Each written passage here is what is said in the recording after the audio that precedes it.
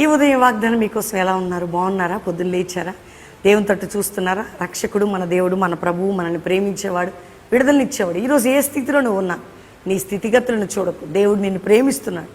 కష్టకాలంలో దుఃఖ సమయాలు మన జీవితాలు ఉంటాయండి. వర్షాకాలం, ఎండాకాలం, చలికాలం, అవి ఏం చేయలేవు.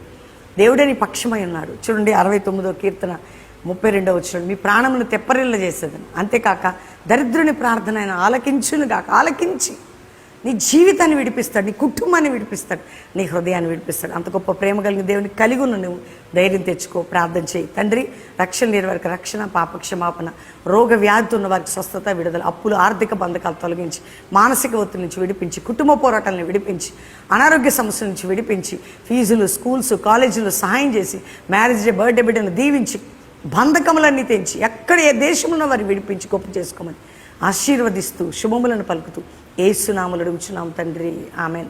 Pastor Praveen official Insta follow అవ్వండి. ఆగస్టు 28 50 దినాలు ప్రారంభ సభ, ఉదయం 7 గంటలకు బెల్లంపల్లిలో. అక్టోబర్ 16 ముగింపు సభ. సిద్ధపడండి. దేవుడు మిమ్మల్ని దీవించును గాక. ప్రైజ్.